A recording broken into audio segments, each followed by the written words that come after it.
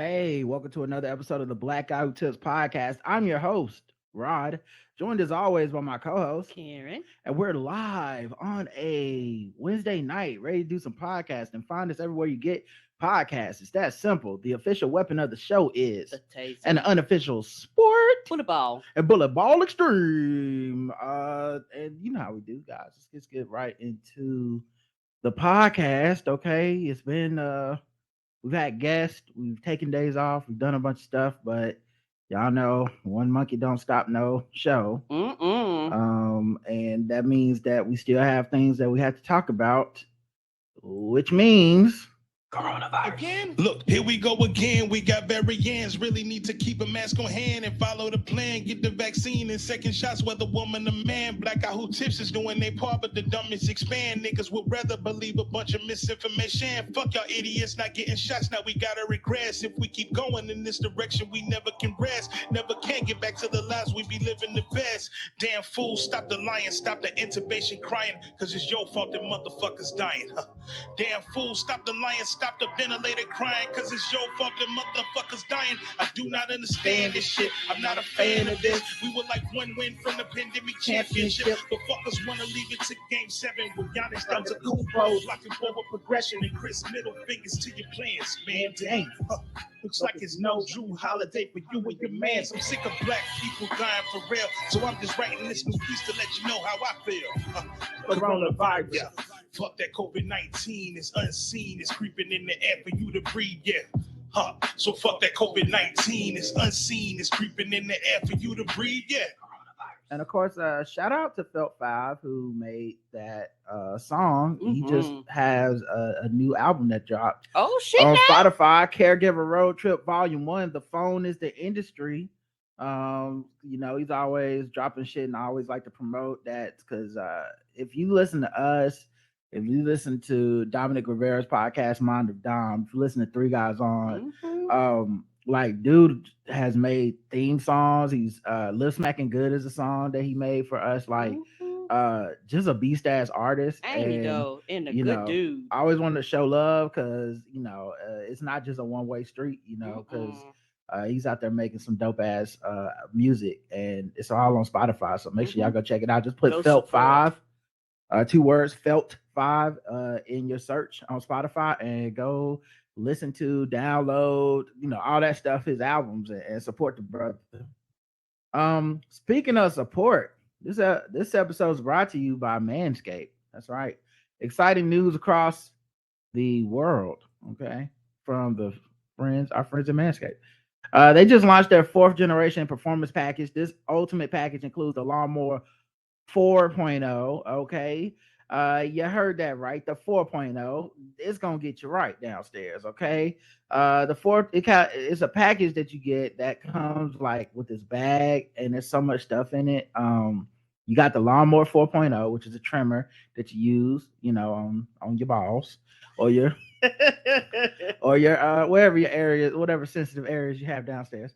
And then they have a weed whacker, which helps clear your ear and your nose hair. It's like a trimmer that gets that out of there. It doesn't hurt. They got the crop preserver, ball deodorant, crop reviver toner, performance boxer briefs, and a travel bag to hold your goodies. And the travel bag is actually like a nice, sleek design. Like it's like nobody will ever know that. Like it don't say on the side like a big ass Manscaped with a picture of balls. Okay, it's a very classy type of way to hold all your stuff.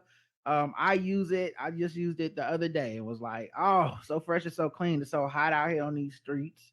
You know how it is. You go out and you say I'm gonna eat outside because it's coronavirus everywhere. And it's, you know, you go, oh, it's only 80 degrees. I should be fine. But then you forget that the temperature constantly rises. So by the end of lunch, it's 97 degrees, and you're like, woo, glad that I had these balls shaved down. Okay, I could have been sitting in a thicket. Okay, just a soupy thicket. Sitting in a pool of balls, sweat juice, and I don't want to do that. And you don't. That's not appealing to anybody.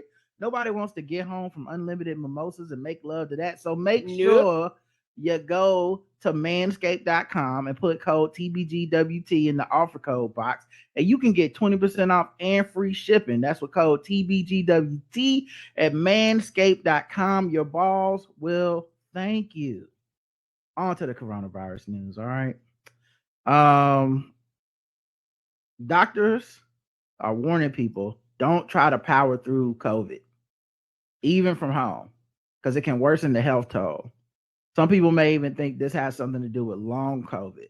And it's something that I hear a lot of people kind of do where they try to, like, I don't know, uh they try to be like, it's just like a code. I just, I gotta get back in the gym. I gotta get back to work. I gotta do this. And they say, even if you're working from home, don't push yourself too much. And some doctors are even recommended you may need to take like a month to get back to, like, let's say you were running every day.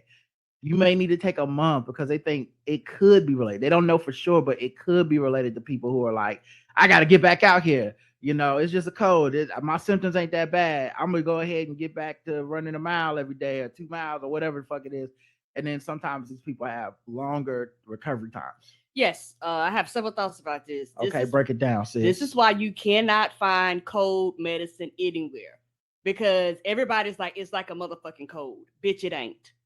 And it's one of the things where you go in, all the Thermoflu, all the Vicks, everything is just off the shelves. You can't find it because everybody just chug-a-lugging this shit down, thinking I could just get over it. And society acts like the shit is just not there. So everybody just goes out and just keeps trucking because society tells you it's not there. And a lot of this is the downside of capitalism, right? Because the good side is, these motherfuckers couldn't wait to get y'all niggas back to work. Like, it was like, hey, everybody put on the mask, go home, work from home, do whatever you need to do to not die so that we can continue to work your ass to death.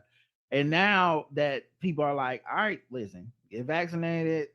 If you get it, you're vaccinated and you catch it, work from home, and then come your ass back to work. Now it's back to like the grind. Mm-hmm. And because a lot of people have accepted that mentality of like work, they're like, I gotta just work through it. And they're like, even when you're at home, if you're having symptoms or you're feeling a certain, sit your ass down. Rest is the most important part of fighting COVID, especially if you are vaccinated and boosted and stuff. They're like, part of, like, don't just try to power through the shit because it could have long-term effects. Yeah, because your body is telling you, bitch, I'm tired. Your body is telling you, I need to recover.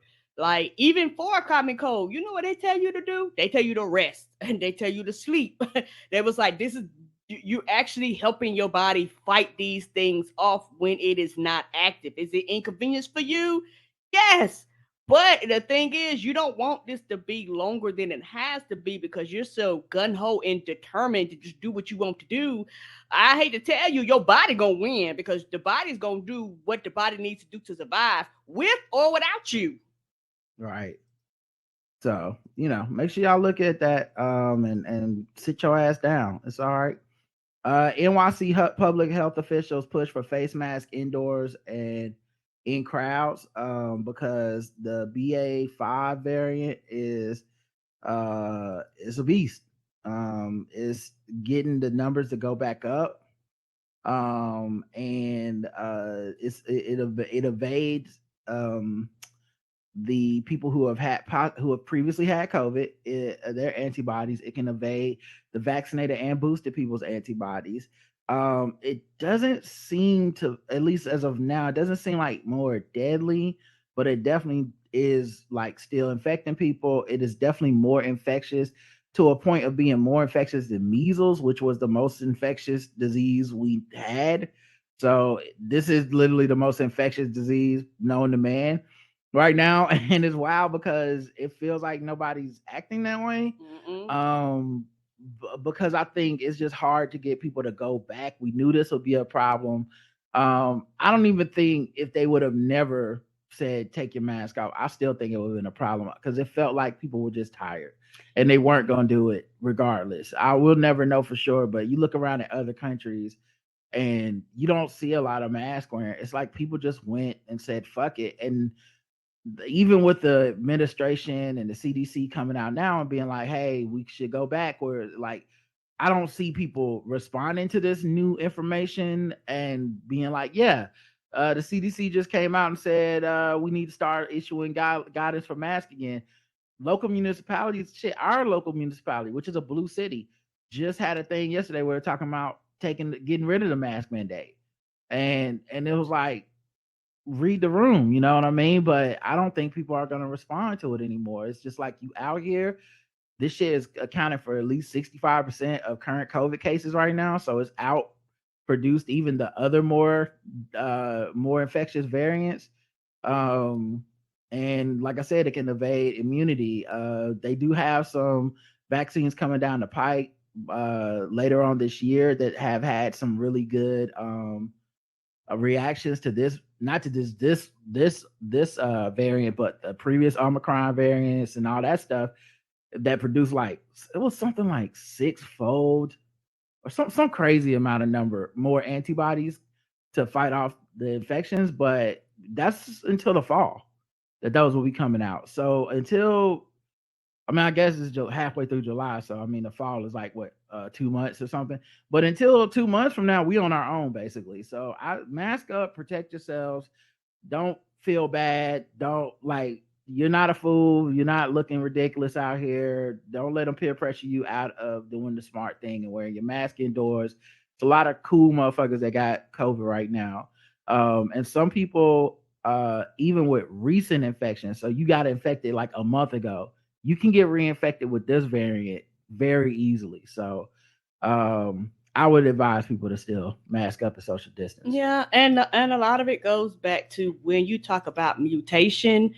For a lot of people, they go, well, if it ain't killing you, some people think if it ain't killing you, it's not a mutation. That's not true. Right. A mutation also means more contagious, which means no, it might not take you out of here, but it increases the probability of you catching it 2 and 3 and 4 times. Like that. That's the shit that people are talking about. And it's one of those things when you're dealing with human beings are X factor. And it's one of the things to where this disease doesn't care. This disease is like, hey, I'm going to do what I got to do to keep myself alive. And if you want to be, stupid, I actually don't care about you being stupid. I'm like, hey, another body. Oh, we go back to where we came from. Like it does not care. And like you say, you have a lot of groups of people that actually wouldn't even fuck with each other now. They look like that shaking hand gif on Twitter when they be like, this people and they shake hands. Let's go after this person. Mm-hmm. That's how it feels. They shaking hands and saying, fuck it, let's just get coronavirus, because you got the group of people that didn't give a fuck in the first place. Then you got the group of people that follow the rules, got the booster, got the double booster, did everything they were supposed to do. And now they like, bitch, I'm tired. And so now that group is like, fuck it, I don't want to wear a mask no more. So now they shaking hands with the people that didn't give a fuck in the first place. It's not that they don't care anymore. It's just for the fact that they're just tired. And so you don't realize once you walk out here without your mask, the virus doesn't care. The virus treats you both the same. It's just like a fresh pair of lungs. So, or a new pair of lungs, or we going back to the crib we hit last week. Like, it does not care. And I think a lot of people, like a lot of other things, nobody cares about the virus till the virus hits them 2 and 3 times. Everybody thinks that they're immune until they realize that they're not immune. Yeah. There's a new symptom that people are talking about from this new version of COVID, which is night sweats. Ooh. Yeah, which is interesting because I remember listening to JL Covan's podcast, The Righteous Prick, and he was talking about his like he was one of these people that got COVID after a long time not having in the pandemic, but then like got it, it was a little tough for him, but he got over it, and then like a couple weeks later got COVID.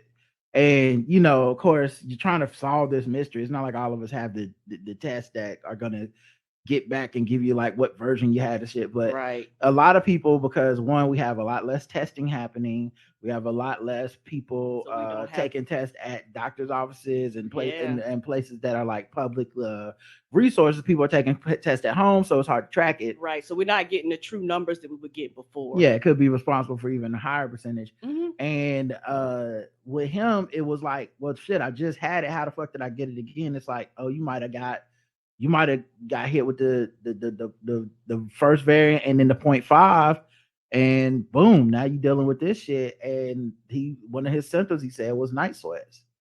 Or he might have even got the 0.5 twice, because like I said, that shit is it's not like these other COVIDs. Okay. Just looking around the other COVID's like, bitch, please. Okay. You ain't got nothing on me. We are not built the same. Okay. Like, look at you. Look at me. I know, looking like cheap ass bitches. Oh, you can only give somebody COVID one time. Okay. Must be nice. Must be nice, bitch. I go back twice, 3 times. Right. You just taking days off, huh? But yeah, night sweats. If it's anything like night sweats with the flu, bitch, no. There's a new COVID-19 shot from Novavax, which sounds like a person that won the last US Open.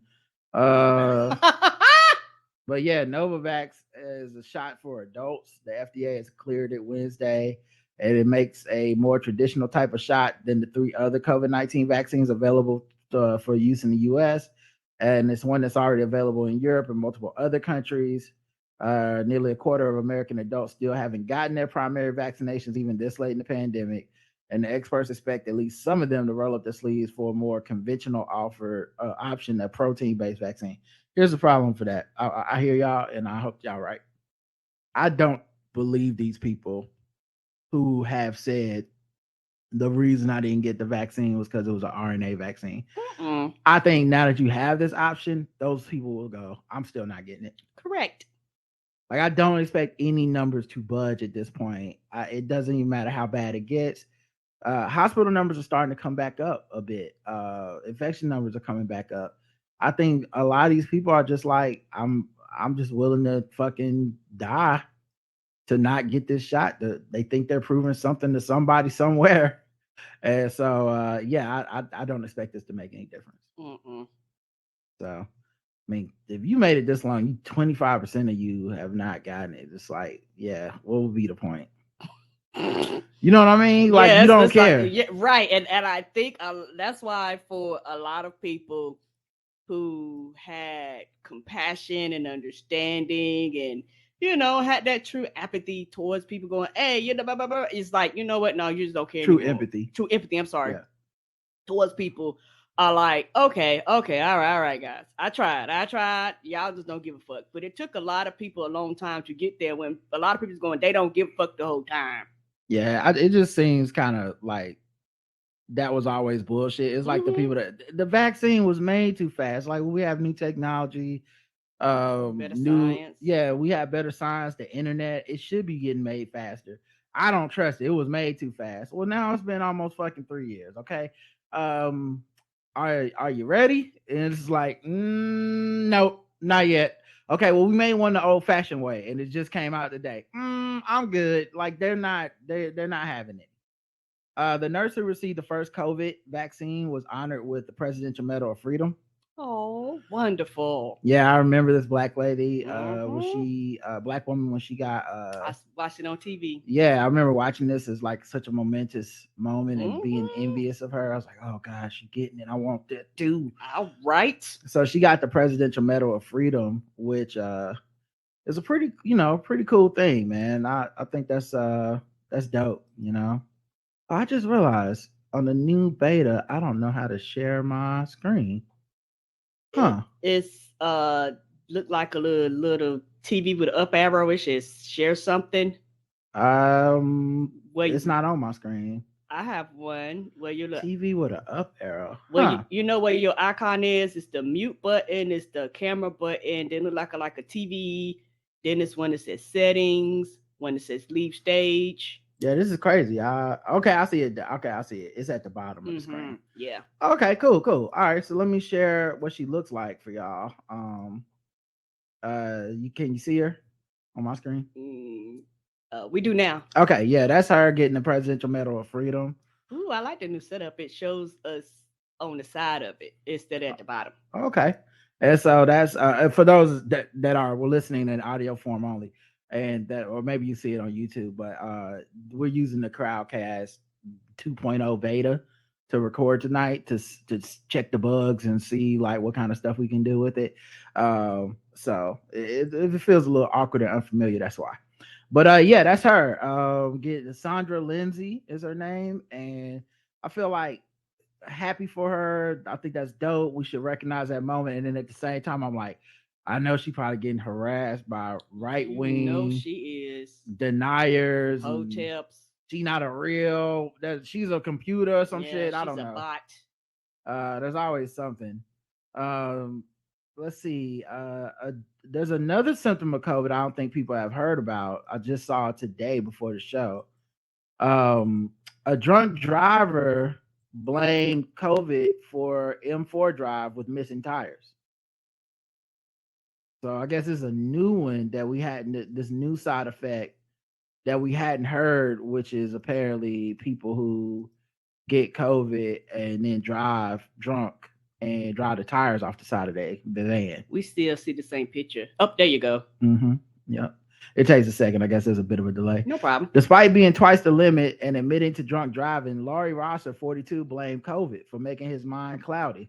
So he just had that brain fog and he thought he'd clear it up with a little alcohol and then drive 10 miles down the road with 2 tires missing after a night out with his friends. Now COVID is just drunk with you. Swansea Magistrates Court heard Rosser from Georgianon was had 2-wheel blowouts on his Vauxhall van on the 26th of June. Yeah, he continued driving. I know sparks was flying everywhere. He's been banned for driving for 17 months and fined 300,000 pounds. 300 pounds.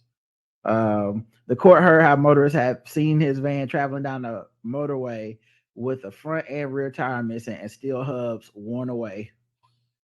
And he said it was a COVID, man. So listen, if y'all got this symptom, I don't know who else dealing with COVID right now, but if you got it right now, hey, be careful because it's gonna make you want to drunk drive. And next thing you know, you're on the highway with no tires, and it's like, oh shit, my brain fog done got me. So, be careful out there. A Virginia fraudster used COVID-19 relief money to buy Ritzy Mansion. Not Ritzy? Yeah, a Virginia businessman has been sentenced to nearly 3 years in the slammer for scamming his way into $1.6 million in federal COVID-19 relief funds. A lot of people, well, how can I say this? This is when Trump was in office. They weren't checking jack shit. That's why they coming back now and cleaning up and finding people and people going to jail. Because if they would have did it right the first time, that's why they ran out of fucking money and some of the people that needed it couldn't get it because you had companies who fucking didn't even qualify for it. Was like, yeah, we gonna get some of this money too.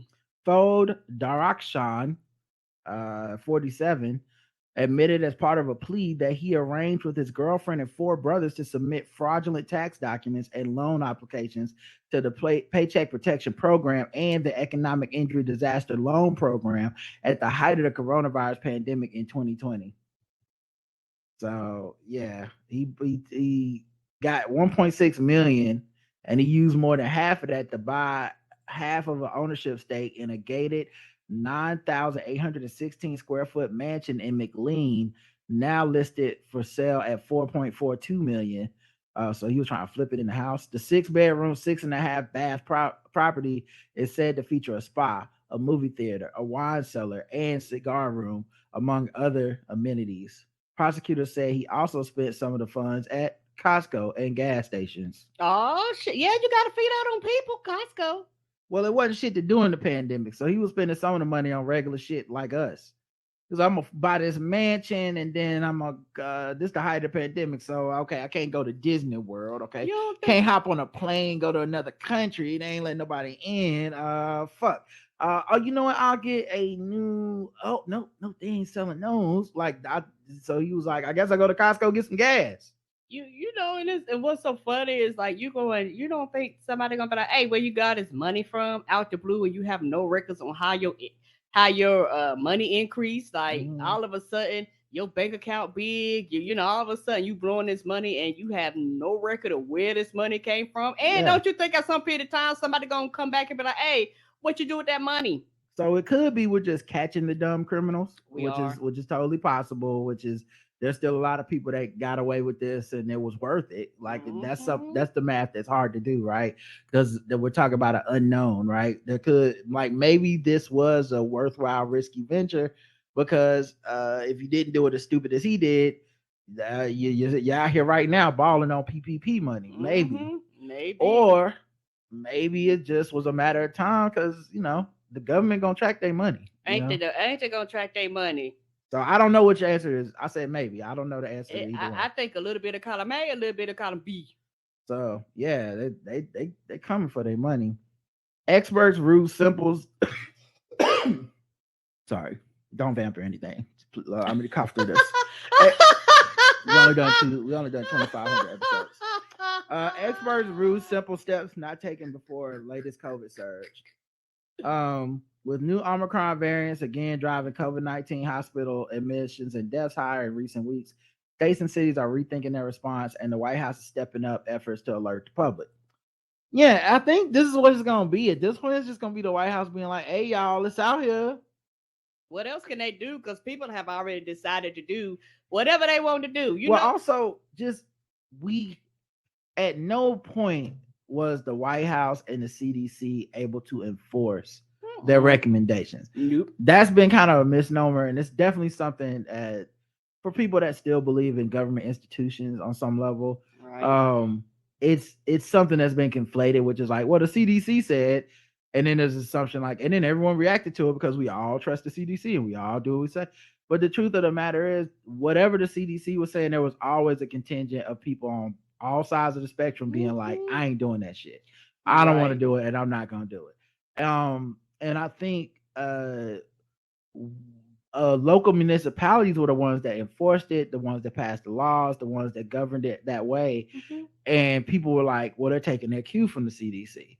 But a lot of the country, and definitely the part I'm in, they weren't. Like, they were like, a lot of the country was like, we just striking down our mask shit early because fuck, the CDC, they can take their time, but our people don't feel like it no more. Right. And they will make the decision that way, which is the most arbitrary bullshit decision. But especially once you had the midterms and stuff, a lot of these local elections, politicians were finding that telling people to mask and social distance was a losing issue. It was not popular. And so they would be like, oh, okay, listen, even in Charlotte, when our midterms came up for our when they started running for the primary for mayor, our mayor all of a sudden, we're going to review the mask policy. This is despite the CDC. Right. We're going to review it. We thinking about getting rid of it. Here's our goals. And once we get down to these numbers, meanwhile, the numbers fluctuate. And when they go back up, you're not going to go, oh, yeah. Mm-hmm. Time to put the mask back on. Like, these are all just ways to give people, quote unquote, hope that they will be able to unmask. And I think the difference between like the experts and people that are running government, because they're not the same group of people, is that the people running government care about winning office again. Yep. The experts are following the science and they don't have to care about that. They're like, listen, we should be masking. We should be social distancing. We should never stop, essentially, until we have either some type of cure or we completely eradicate this virus because it's that dangerous. Yeah. And the people who are running are like, I can't win on that messaging. And so that's, to me, that's what the real conflict comes in. Yes, I agree. For this.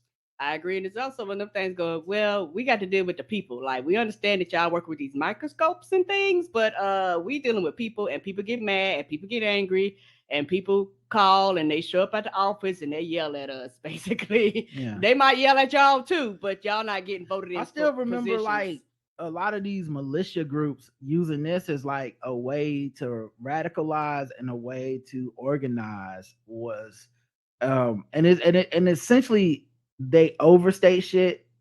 You know what I mean? Like, like it's not as bad as they say it is, but they don't care because they use it as a rallying cry. But then you have like, I still remember them running up in state capitals and state houses being like, this is about the mask. We tired of these masks. We want our freedom. And what about the economy? And you're like, this is really low key white supremacy. Just getting a makeover. Yep. Just maskless KKK. Right. And so, but obviously these, it's easy for us to be like, yeah, fuck them. But these are the constituents of those states. And then those politicians, I guarantee they felt real pressure when they ran up on in Michigan and ran up on Gretchen Whitmer and they found out like niggas want to kidnap her and shit. I'm sure that does have an impact in a way that me sitting at home being like, we need to wear these masks, probably don't have the same type of urgency to it, which you hope people still do the right thing and do the smart thing. But I think those times are gone. And I get why people are upset about it, but yeah, I don't think it's as simple as if you just tell people to do the right thing, they're gonna do it. That's all I'm saying. Because they grown and they'll tell you, I'm grown. Okay, go on out there and catch it then. Yeah, the administration's challenge and the view of the White House is not their messaging, but people's willingness to hear it due to pandemic fatigue and the politicization of the virus response. For months, the White House has encouraged Americans to make use of free or cheap at-home rapid tests. They mailed everybody tests, as well as free and effective antiviral treatment, Paxlovid, that protects against serious illness and death. On Tuesday, the White House response team called on all adults 50 and older to urgently get a booster if they haven't yet this year, and dissuaded people from waiting for the next generation of shots expected in the fall when they can roll up their sleeves and get some protection now. Los Angeles County, the nation's largest by population, is facing a return to a broad indoor mask mandate if current trends in hospital admissions continue, Health Director Barbara Ferrato. And keep in mind, California, they run it pretty liberal. Like Governor Newsom, Governor Dinner Party, he run that shit pretty fucking liberal. Like right. He's dope, good ass governor. They haven't even instituted this yet. That tells you something about people's their perception of people's unwillingness to do the shit, and the unelectability of this as a platform is probably what I think is holding shit up. Yep. I wish it wasn't that way. I wish you could just fucking say, hey, everybody put on a mask, and then it goes down and you go, oh, hey, all right, guys, we've done a good job. We can take a mask off for a little bit, keep your eyes on the numbers. We'll be advising you what to do. Mm-mm. But it seems in reality, the way it works is I took my mask off. What the fuck you mean I got to put it back on? You're a bad politician. I don't want you to be in office anymore, which is fucking crazy. Right, because I'm not trying to be funny. A lot of the public is not smart. Yeah. And I don't mean that as an insult, but they're just not. And it's just one of the things where a lot of people, they don't understand how science works. Science changes, science adjusts.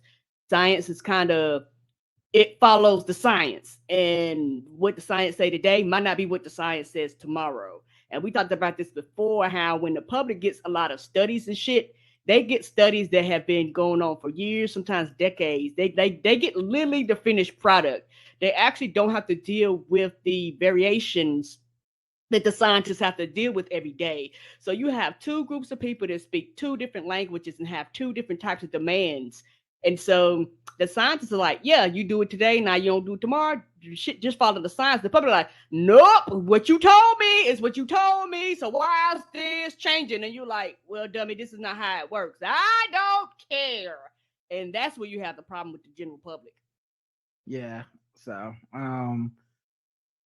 people want consistency in messaging, but I don't think this coronavirus is not consistent. It right. It wanes and it waxes when it comes to the infections, the variants, things of that nature. And sometimes we are always going to be a bit behind, because to study it means you have to do the work, and the research could be behind a couple weeks. And by the time you get to I'm sure this BA.5 variant ain't some shit where they were where I guarantee you they saw an influx of new cases. They saw an influx of people's immunity not working, people's vaccines not working. And then they were like, oh shit, we got a new variant. Mm-hmm. And by the time you really can get that out to the public, something this infectious, it's already infecting a lot of people and it's already spreading.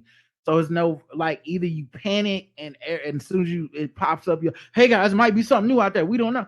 Or you have to do the kind of the adult thing and go, hey, this is what we're dealing with now. But that was, that was 2 weeks ago, a month ago, that people started dealing with it. So, all right, let's get to some other news, all kinds of stuff to talk about. Let's see, where should I go first? How about, oh yeah, about these niggas trying to steal the election.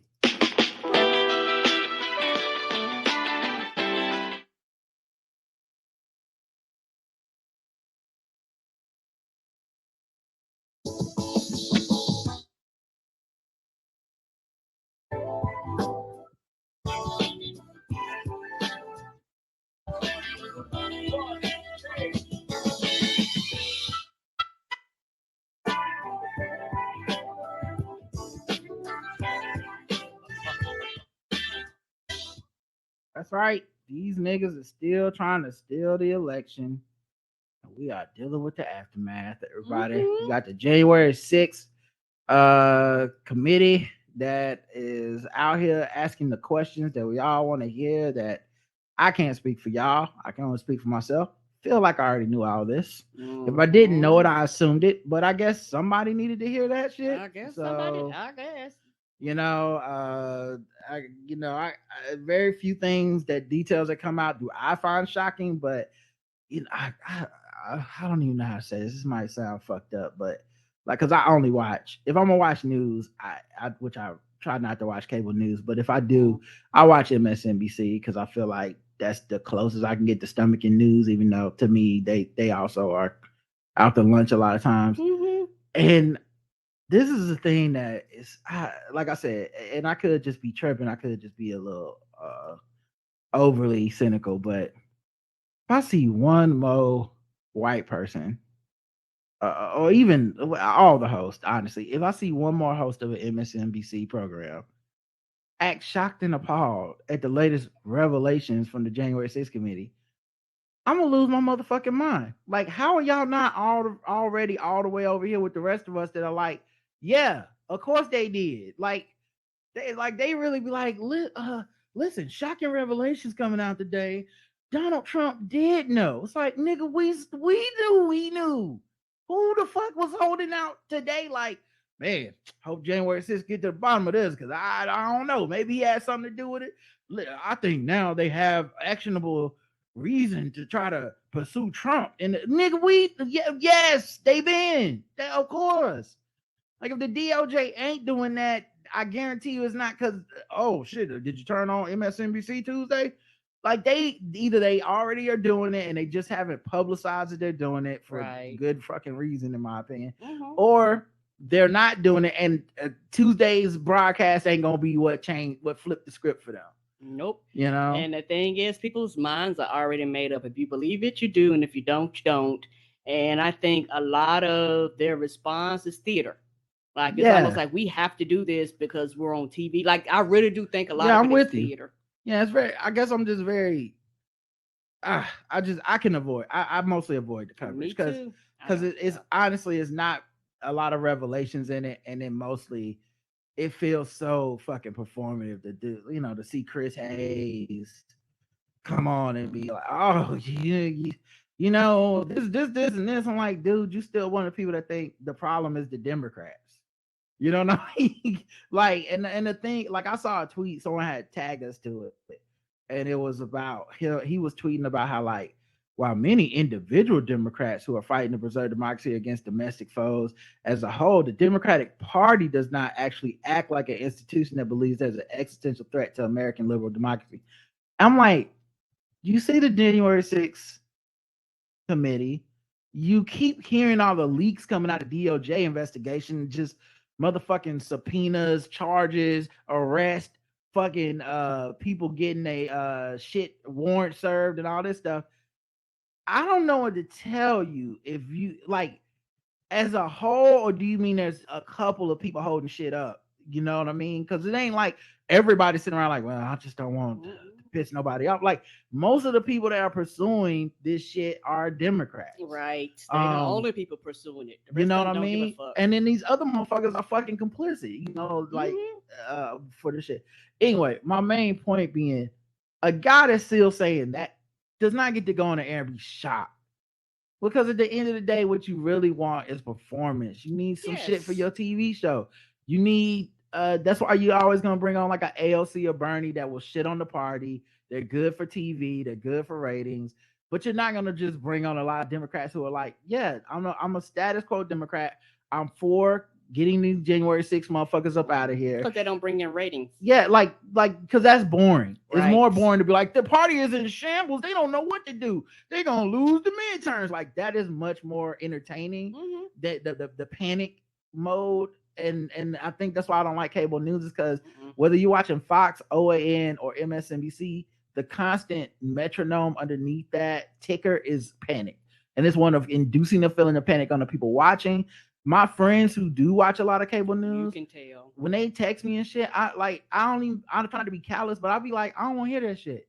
Like you've been sitting there watching the panic box all day. And so of course you text me in a panic with things that to me sound outlandish. You know, I don't even think they're gonna prosecute Trump. Why? What? Huh? Where are you getting these messages from? People that make money giving you a message that another, yeah, it's gonna get worse. It's gonna be terrible. You know. So I don't know. It's just it reminded me a lot of that. But anyway, let's get to this. No problem. And speaking of the panic box, a lot of how a lot of Democrats feel is because of this panic box. And a lot of that woe is us and we're gonna lose, and a lot of the hopelessness that a lot of people feels come from that box. Mhm. And that's not always healthy. Sometimes you can turn that box off sometimes, but that's hard to get people to do when they, you know, it's almost like I got to stay informed. I want to know what's happening. I want to know what's going on in real time. And I do understand you wanting to know, but nobody knows everything. And you also have to understand that it is designed to keep you listening, whatever it takes to keep you here and keep you. Well, there's very little new information that's coming out. Correct. And then and almost nothing that can't just be recapped or whatever. But it, like I said, it's, to me, the issue is the people that are promoting a lot of these messages need us to either be panicked or they need us to feel like it's kind of like both sides. Because I think what Fox News successfully showed the world, which is banging on Democrats is a lot more successful. Yes. Than banging on Republicans. Mm-hmm. Like, so the ultimate result of them moving everything is that you end up with Fox News and OAN almost only banging on Democrats. It's great for elections. They lead the number one in the ratings. And then you have people like MSNBC, people like I remember when they were doing all that reshuffling of people at the talent, and a lot of the response was, well, we want to make a TV channel that kind of bangs on the Democrats too, because that's what the ratings are. And we're not doing a good enough job of capturing those people. That's why, you know, I think Joe Scarborough's show or some shit is like on MSNBC or something. Like there's a point where they're like, we need to capture that middle where, yeah, we're gonna give you the truth sometimes, but we're gonna give you a lot of like, and the Democrats, right? Am I right? It's them too. Because that's where you get your ratings. So I mean, podcasters do it all the time. It's I mean, there's money in it. There's people that were Bernie Sanders folks who it's been let's see, Bernie Sanders, that would have been 2016. So it's been 6 years. There are people who make a whole ass living and have gotten rich just off of 6 years of being like, it was always Hillary and the Democrats' fault. Yep. I don't have anything bad to say about Republicans. I wake up every morning and just say, I'm a very liberal, progressive person, and Democrats are the only problem, and they're rich. Yes, like they are. Like reality don't matter at that point. All right, to these. A woman accused of participating in the January 6th attack was arrested today. That's right. They still arresting people. I don't know why people think it's over. Go get them. It was a lot of people. I like when people say shit like Merrick Garland and the DOJ don't care or whatever. I don't know, man. They still arrested people. I just think the massive size of what happened is not something you can just push through the court. There's not enough resources to simply just have like a public hanging of 2,000 people or whatever. Like it was going to always take time. Right now, more than 830 people have been charged with federal crimes related to the Capitol riot. More than 320 of them have pleaded guilty. Mostly the misdemeanor charges. Over 200 have been sentenced. That is just the riffraff. Like those are just the people at the bottom who were like running up in the building where you literally can't put them all in prison forever and shit like that. So you got to plead them down or get lesser charges or whatever just to get them out the way. It's still going uphill. That's how far this shit stretches and how massive it was. And I just feel like not enough people are giving any credence to the fact that it's an undertaking that will take years to sort. Yeah, they don't care. They like, do it now, do it right now, do it right now. Why don't you do it right now? And if you ain't doing it right now, you ain't doing shit. Like that's, and I know that's how I feel when I listen to some people. And I'm like, y'all know that's not how this shit works, y'all. I don't care. Where's my answers? You don't have the answers right now. Trump girl, who she wore, there's a National Guard member who wore a Trump girl sweatshirt on January 6th. Mhm. She pled guilty to Capitol riot charge. Her name is Jamie Lynn Ferguson. She took leave to travel to Washington, D.C. to attend the Stop the Steal rally. She later told investigators she went to the Capitol in hopes of seeing Trump again. And part of the January 6th findings is that he was wanting to march, aka be driven, to the Capitol, and they just basically had to talk him out of it. So when these people say shit like Trump lied to us or we expected to see them down there, they mean it. And I've always said, like, he attracts a certain type of fucking crazy person. And I don't find it a coincidence when you find that a lot of these people are just fucking off. Yep. Like the more, like, because he was courting that, and the kind of person that would run up in the Capitol for a politician, knowing that it's illegal and knowing that what he is saying has never been done before, and still being like, but he said, that's some cult member shit. Like, that's not normal at fucking all. So yeah, because if you talk, we've seen documentaries and old tapes and shit like that. People go, "That's our God." Like, they actually, a lot of them people are like all in. Like every time they do an interview, every time Jordan Klepper goes out there and does fingers of post for Daily Show and talks to like Trump supporters, like, they're just in a different reality. Mm-hmm. Like, it doesn't matter what they say. So it's crazy. I was thinking about this today. I was listening to the Daily podcast, and they were talking about the poll numbers for Biden and Democrats and what does it mean, and they were speculating like good, speculating bad, blah blah blah. But the number one thing that struck out to me is that Biden has the lowest approval rating of like any president, basically, and he's even lower than Trump. Now, maybe he might not be lower than Trump immediately after January 6th, but nobody was tracking that anymore because Trump wasn't in office. Right. But he's has such a low rating, and it doesn't necessarily mean he would lose or whatever. But it just made me think, like, how fucking stupid are people? Okay. Because I'm like, what are you basing that off of exactly? Like, because if it's shit you can't control, like the economy and inflation, that's not a president. You know what I'm saying? Like, the president can't be like, all right, guys.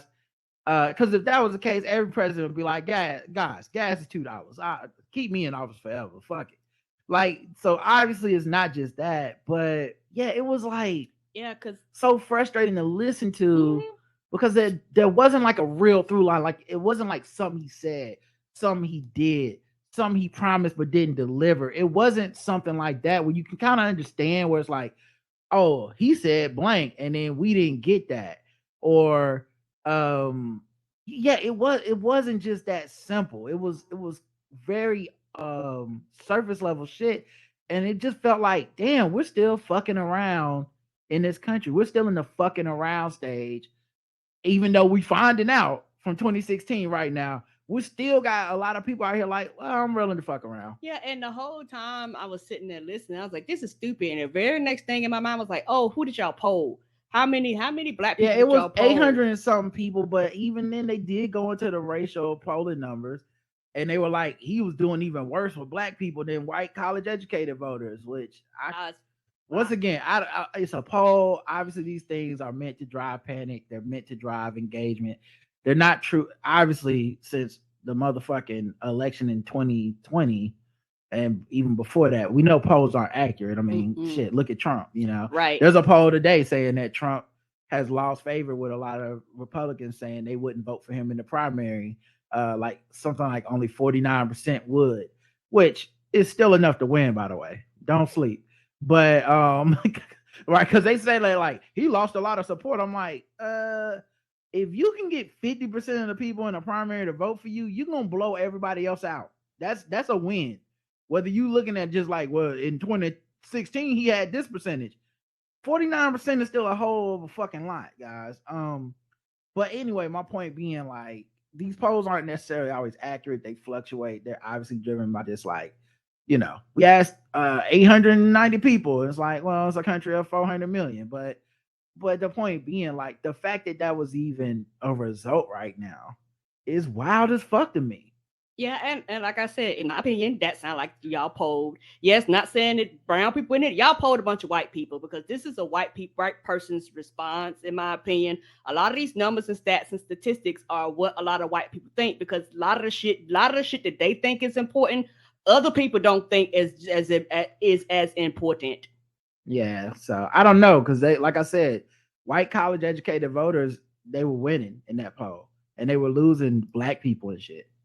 Like they had lost a lot of support. It was below white people, which is almost never happens. Could just be a random poll result and something to be arguing about and to making us panic. But to me, I just like who is watching like January 6th and being like, well, I as a black person would be fine with this motherfucker having office, or like it's just wild to me. The only way I would be like, if y'all did a Twitter poll, I could see them numbers because that's how them niggas think. Like a lot of them think like that. Like I want to know how. I don't know the methodology and stuff, but I didn't want to just start making assumptions because I didn't like the results. Right. Which is kind of like they must not be talking to. Well, they did say they talked to black people. I listened to the whole episode.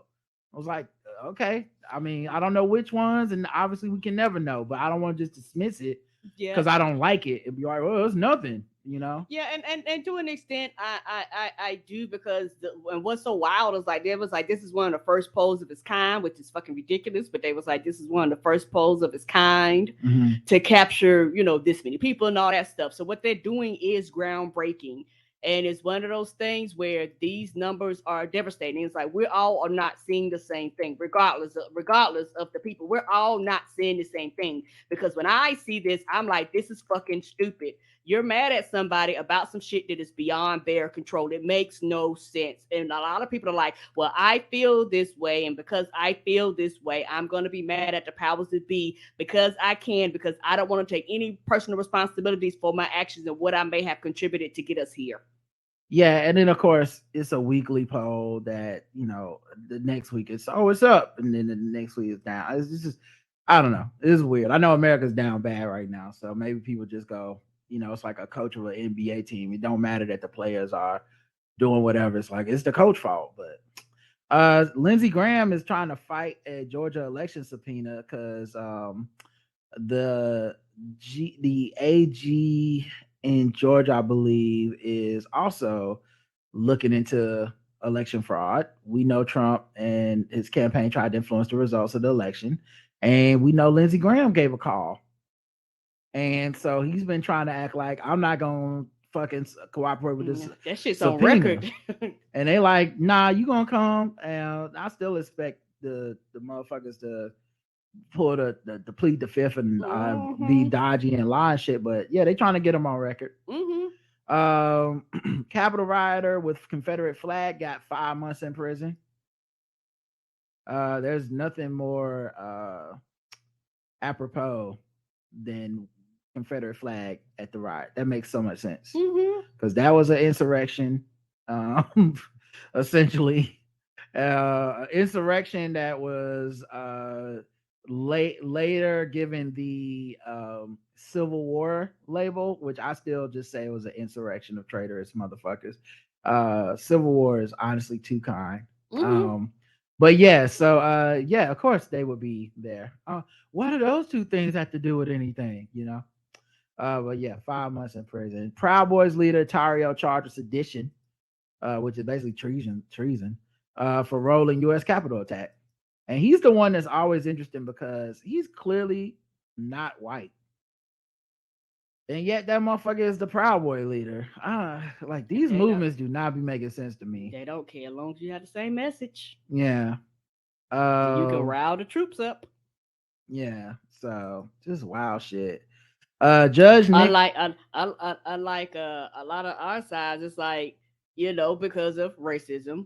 We won't look past certain things, and as soon as we get somebody other, everybody gets mad and up in arms, and you're like, what all? Like the message is the same. We go, nope, not from you. They go, you hate, we hate, let's go. True.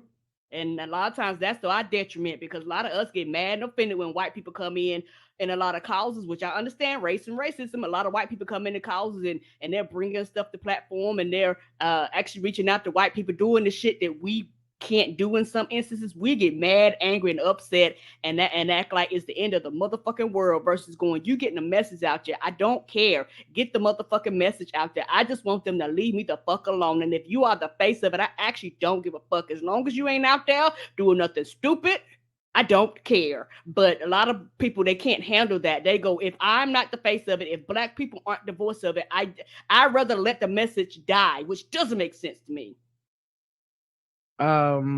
Judge Nix's January 6th plea deal after right-wing streamer Baked Alaska declares himself innocent. Yeah, a lot of these motherfuckers think it's a game. I remember watching a little bit of January 6th hearing, and it was like a former Oath Keeper there to testify, and this nigga was wearing like such casual clothes. I was like, what? Like, what? Do you think this is a game? And I think a lot of them is kind of like a game to them. Like, and I don't think he was up there being flippant as far as like, you know, I'm not gonna say nothing bad about my fellow insurrectionist brothers or nothing like it wasn't that, but it was just this idea of like, hey man, this is a very serious moment, and you up in here wearing motherfucking, jean jacket and. You know, like you might as well came in there with your hat on backwards and some motherfucking cargo shorts. This is about democracy. You know, this is like it's a pretty serious. Oh man, it's a pretty serious thing. Like, damn, y'all, like not even business casual, huh? Not even like a button up. This is what I wear every day, as far as he's concerned. I'm not changing just to go up to the Capitol. Yeah, so like the fact that Baked Alaska had lawyers, went through all this, had a plea deal, got into court, and then was like, I'm innocent. It's like, do you think this is a video game? You going to jail. Mm-hmm. I know his lawyers was like, God damn. Right. Like, you live streamed yourself. You was there. You was fucking in 4K. Like, that's your brand. Like, what is you paying us for? So he just gone, like, they did all that shit, and then he said, fuck it, now they got to go to jail. Now he got to go to a trial March 2023, and you know they're gonna throw the fucking book at you because they always throw the book at you when you don't wasted their time. Yes, and them lawyers was like, this is the best you're gonna get. They were like, no, we're not gonna take it. A word. Yeah, like crazy. Let's see. Trump supporter who blindsided Capitol cop on January 6th arrested by the FBI. Yeah, they were beating them cops up. Blue lives matter, right? Until they don't. Right, till they in the way. Now they black and blue lives. Let's see. And North Carolina Oath Keeper pleads guilty to sedition and Capitol riot attack. He threw his phone in the ocean to hide his trail. What, you think the ocean was gonna turn the GPS off to find my phone? Stop ticking because you put it in the water. They be knowing everything about these motherfuckers, man. There's like the salt water killer. Oh, word. Ding, right. Ding, ding, ding, ding. I think we found it. He's like, one time I remember my phone turned off because it fell in the tub. So, oh yeah, the water is a big tub. They'll never catch me now. They'll never catch me. Not to mention I was on in 4K on January 6th. Not to mention I had my location on the whole time. Oh my God, so ridiculous. Hey, you an Oath Keeper, dog. Like they know all the Oath Keepers. Oh, y'all on the watch list. Cause some of them up in there singing like a motherfucking bird, you know. Just what a country. All right, let's move into some other news. Let's see. How about some LGBTQ news? Let me see what you want to be. You better move your body. You better move your feet. And I want to grow. Show me what's cool. Ride and carry, baby. LGBTQ news. I try to take us down, but we still around. We lit. I try to still shine, but we on the ride. We lit. You can't do what we thought to do. We lit. Black guys, LGBTQ news. Oh man. Oh, another thing in that poll thing, it reminded me was that there was like a majority of Democrats saying they didn't want Biden to run for re-election in 2024. And all I got to say to that is primary him and win. If you can do that, good luck to you. Because right now it seems to be a lot of that people talking a lot of shit, but if you're not gonna be able to beat them, if you can't beat them in a primary, I don't believe you can beat Trump in the general. Ain't that the truth? And that's a big thing for me. Because I did it. There's like some if people just give us the platform, we'll win. It's like I need y'all to show me y'all can win with the. If you can't win the primary, these are the people most likely to agree with you. So if you can't be, if your policies are so good and so left, and you still can't win, I'm very concerned because let me tell you something: these Republicans ain't giving up shit. They're not just gonna quit and they're not just gonna go home. Mansion and Cinema are not just gonna be like, oh, you guys don't like me. Like that doesn't work. So it's not about feelings; it's about facts. Go show me you can factually win enough votes to win. All right. Yep, and yeah, it's one of those things where we will see, and it's one of those things where guess what? They got to come back down through the South, and we will see. And it's also like I said, it's one of those things where, and not to repeat myself, it's one of those things where, like you say, if y'all can beat him, beat him. Just do what y'all got to do. If Bernie, whoever, just beat him. You know what I'm saying? Yeah. And if you're not gonna do that, just shut the fuck up and vote. Yeah, I saw some white woman that writes for like Jimmy Kimmel. She used to be like a TikTok person, and she got like Blair Erskine or something, and she ended up deleting her Twitter account because she was tweeting some shit after Roe v. Wade that was essentially like, if y'all would have just voted for Bernie, because it was what really happened was a bunch of low information voters got Biden in the office because they don't know any better, and then people was like reading through the code language like, so you mean black voters in the South, right? Yes. You're trying to say black voters in the South don't have enough information, they're stupid, and they just couldn't vote for Bernie because they didn't understand. And people were pointing out Bernie's flaws, and then down here, right. She started going back and forth with like all these Twitter accounts. Of course, these people are black Twitter accounts, and kind of like I wouldn't say sicking her followers on her, but just arguing with them and stuff. And it turned into a typical Twitter dispute, which is anytime she would say something back to defend herself, one, it almost always would kind of look bad. You're just the optics of it is a white woman sitting around arguing with a bunch of people that are, supposedly defending black people. I'm not saying that's what was happening, but that's how it's gonna look, and that's how they're gonna spin it. Yep. And then there was a lot of like people being, like she asked for like, why should I even vote Democrat? And this black dude, I remember this is the one tweet I saw, was a black dude responded like, here's some reasons why. And some of the reasons was about abortion and stuff. It was like, listen, if you're going to want to get this right back, this is the people we need to support. And she was like, I don't need you mansplaining to me as a woman who was actually impacted by this, blah, blah, blah. And people was like, bitch, you asked him. Like, what? what kind of bullshit? And so what I think happened is that she, like everybody, is frustrated, and she was frustrated by this shit, and so she started lashing out because we're all angry. People that are so left that were like, I wasn't gonna vote for Democrats and da da da. Those people are angry too, and they taking it out on the rest of us like we're the problem, as if Anyway, but the main thing I thought was funny is, guess who she went to for a defense?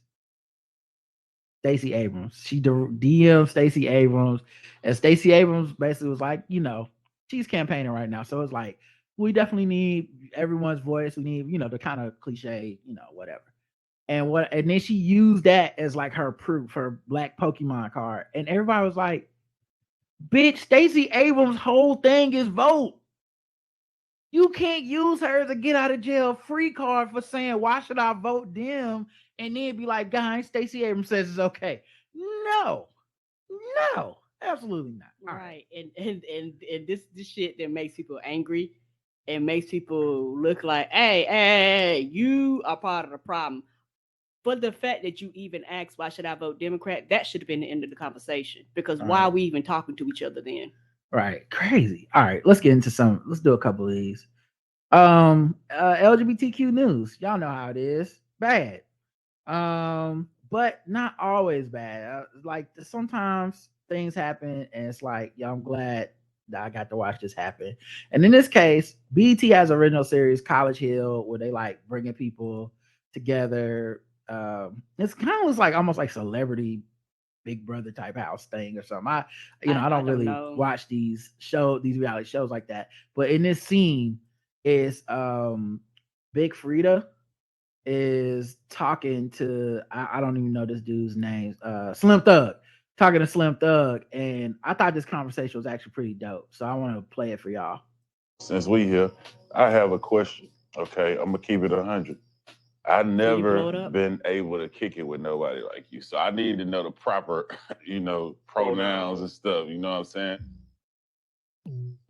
Well, I'm your Bristol, so yeah, I'm gender fluid. I don't have a pronoun. Okay. All of that's new age for me too. Okay. With the pronoun stuff. Mm-hmm. So, like with my homies in New Orleans, who I kick it with, who I grew up with, the hood boys, I'm their bro. Oh, okay. To my girls, I'm their sister. Gotcha. You know what I'm saying? All right. To my kids, straight and gay, I'm their mom. Yeah. My sister, my blood sister, I'm her brother.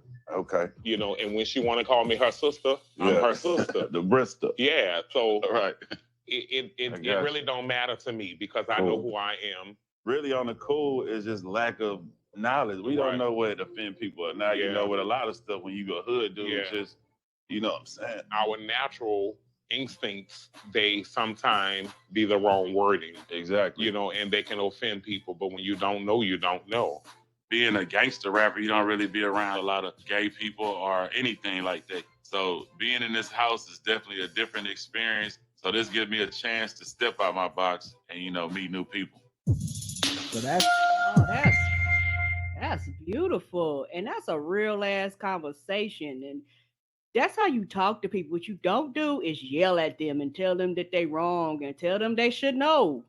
Yeah, and from his perspective, from the other sector too, he didn't come with disrespect, which is something that happens a lot of times. You put people on the disrespect, on the defensive, because you immediately start with like, I don't believe in, or something inflammatory, and then go, wow, can't believe this person had a reaction to me. Right. All I was saying was, and it's like a real gaslighting situation where it's like, I disrespected you, didn't expect you to pick up on it, or thought you should just suck it up. And then when you didn't, it went, and this conversation went sideways. Now I'm like, it's your fault, The other thing I liked about that is, because this is the thing that I was saying about Kendrick Lamar's Auntie Diaries. A lot of people don't have the language for all this shit. It doesn't mean they have a bad heart. Right. And it doesn't mean that they're intentionally trying to be disrespectful. And honestly, it doesn't even really mean they're wrong.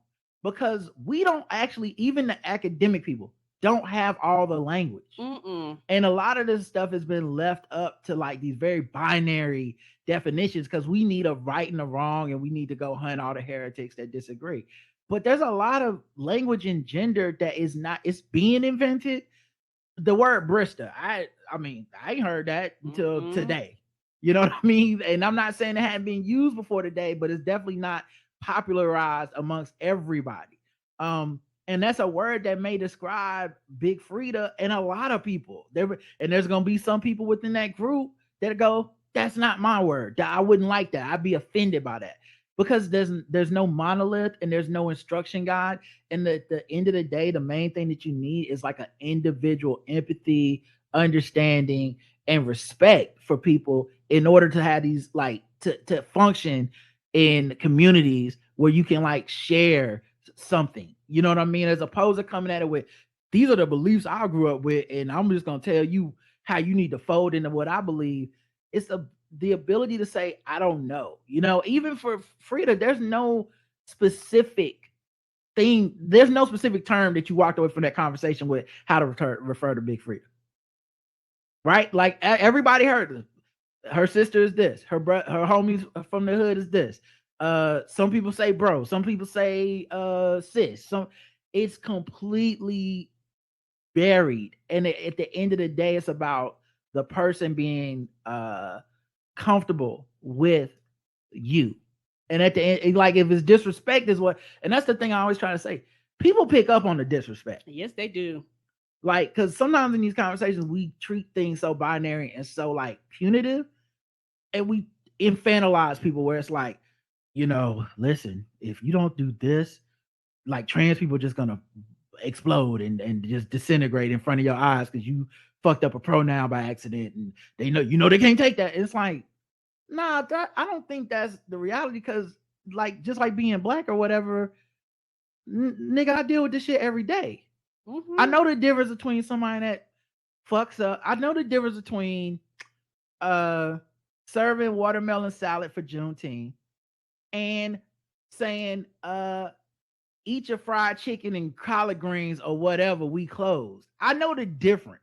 Yes, sir. You see what I'm saying? Like I'm not saying like I know if I see a sign on one door, one of them I'm like, these niggas racist, and one of them I'm like, watermelon salad. You know what I'm saying? Like, so I think that's what I liked about the conversation. I think low key, and maybe people can go back and give it another shot, but that's what Kendrick was trying to convey on Auntie Diaries. But so many people, we are so addicted to being morally superior to people. Caught up in language. We use language as like a cudgel to be like, I know. And at the end of the day, doing this show for this long, so much of what we're trying to convey is a stigma and a sentiment attached to the words. And when we change the words, we're not changing the stigma. We're not changing the negativity that's attached to it. We're not even changing society. We're just moving to a new word and leaving people fucked. Like, hey, you know what? I won't call you blank anymore. I'm going to use this saying. Okay, cool. I'm still without housing. So whether you call me unhoused, whether you call me homeless, whether you call me a hobo, a bum, whatever the fuck, I ain't got a house. Right. Now you might feel better because you got to go, I think you mean houseless. I am sleeping in the cold. Right. So whatever term, nobody's helping me. You know what I mean? And I think that's where people get stuck is, but I use the right term and then we walk off and pat ourselves on the back. So right. I appreciate that conversation because it wasn't as neat as there's a right and wrong. Now, in many cases, there are people that are being purposely obtuse, purposely disrespectful, and fuck them, right? Like there's no defense of them. But I'm saying for people that got a good heart that's trying to understand and understanding that at the end of the day, it might end up being nebulous like this. It might end up being like, yo, there wasn't a right word. There wasn't, we try to retcon people, like Polly Murray. We try to retcon Polly Murray into like a neat encapsulated thing. But even for Polly Murray's own writings, I'm not really sure what Polly Murray would like to be referred to as pronouns, as how they saw themselves, whether they would be non-binary. I don't know. That person died before a lot of this language existed. Right. Now we're using our interpretation to say this is what Polly Murray was, and we really will never fucking know because the world wasn't ready for that, and the world still doesn't always have the language right, so they haven't, in addition to the fucking January 6th, there's also a committee about the Supreme Court's Dobbs versus Jackson Women's Health Organization decision. And this one, unlike the January 6th, where Republicans really fucked up, in my opinion, they were like, I'm not going to participate in this because I'm guilty. I'm not going to participate in this. So fuck y'all. Y'all gonna have to do this thing on your own. And the only Republicans that were willing to participate in the January 6th committee ended up being Republicans who, like Liz Cheney, who are like, yeah, I'm with the shits. Let's talk about it. I fuck Trump. And so that's why those hearings are going smooth. Like if you watch those hearings, you don't ever have to worry about like someone questioning one of the oath keepers. Like, now let's be honest, okay? You are Antifa. You know what I mean? We don't have those. But in these other hearings like this, where it is bipartisan, you end up with Democrats speaking facts and then Republicans coming and trying to say shit like what we're about to play. And so one of these people is Josh Hawley, and he was talking to this professor who basically set him straight when he started talking about trans people. Professor Bridges, you said several times, you've used a phrase, I want to make sure I understand what you mean by it. You've referred to people with a capacity for pregnancy. Would that be women? Many women, cis women, have the capacity for pregnancy. Many cis women do not have the capacity for pregnancy. There are also trans men who are capable of pregnancy, as well as non-binary people who are capable of pregnancy. So this isn't really a women's rights issue. We can recognize that this impacts women while also recognizing that it impacts other groups. Those things are not mutually exclusive, Senator Hawley. Oh, so your view is that the core of this right then is about what?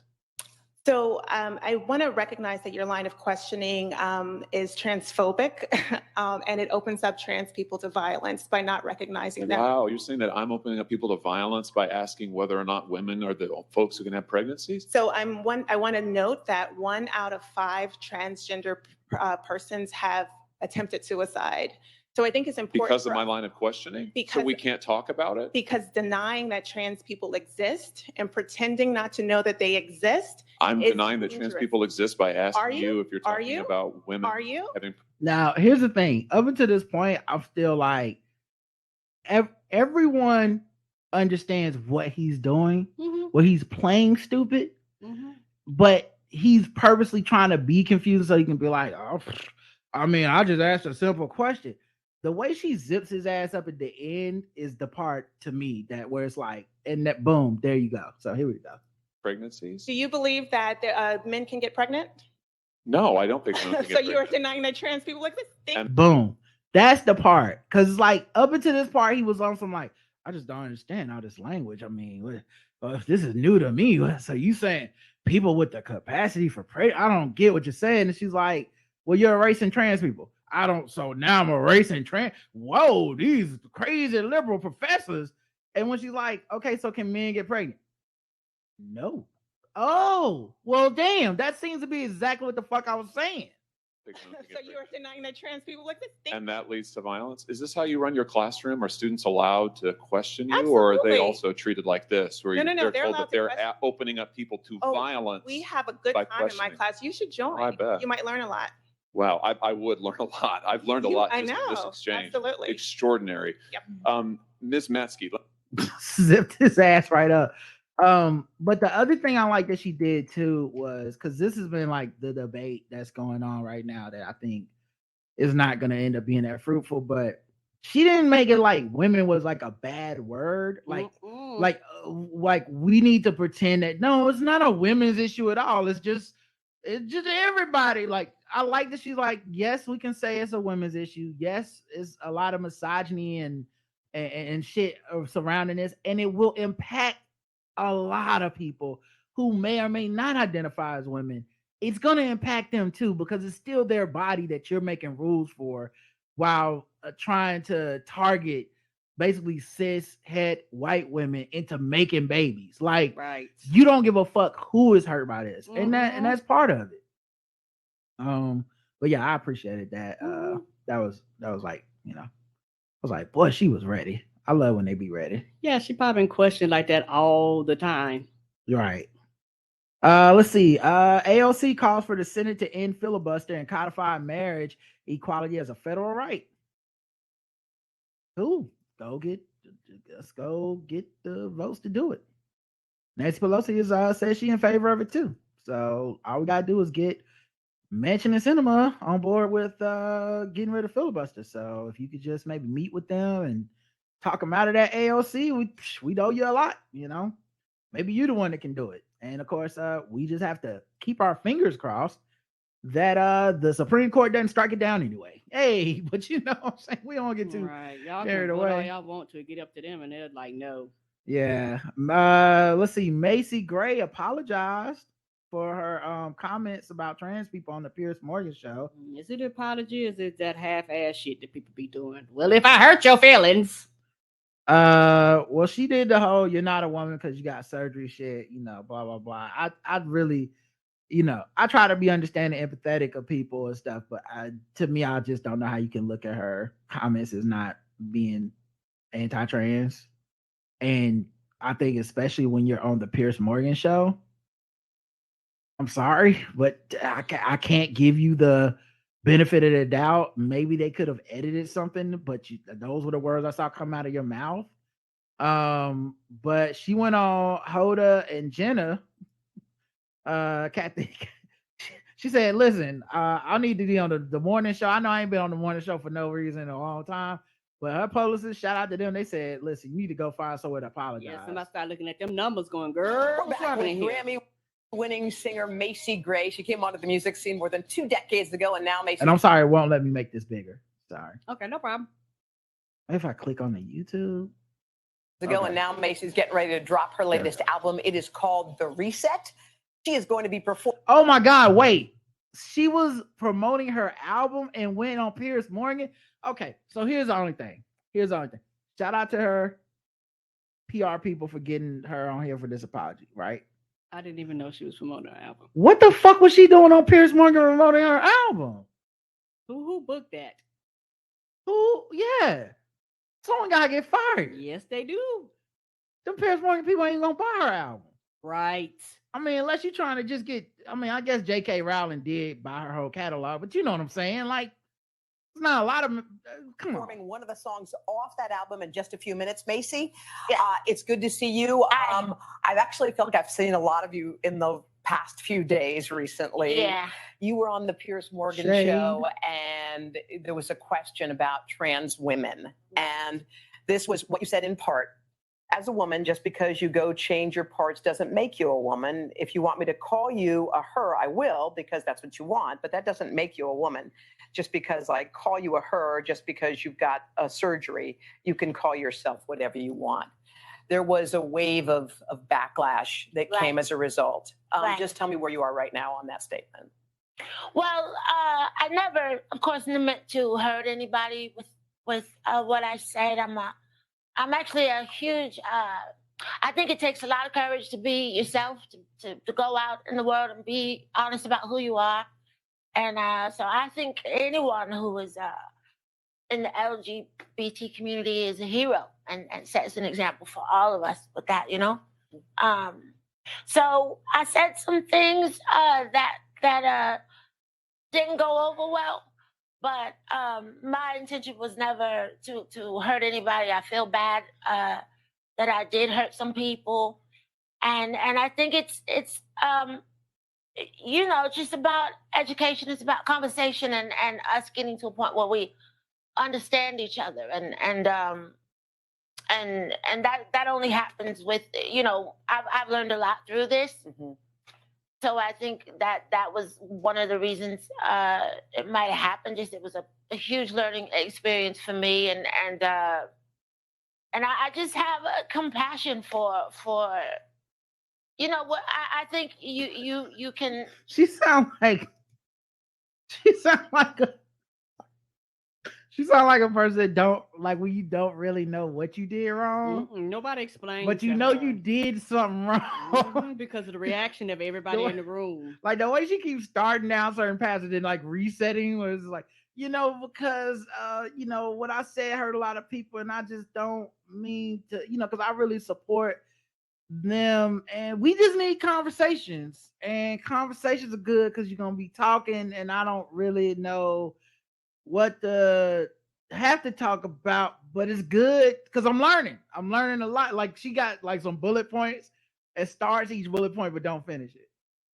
Like I said in there, you can call yourself what, like you whoever you believe you are, and no one can dictate that for you or take that away from you, you know. I think life is an education process. The more you sit with people, the more you talk to people, it changes your perspective. So has your look at her trying to save her. You feel?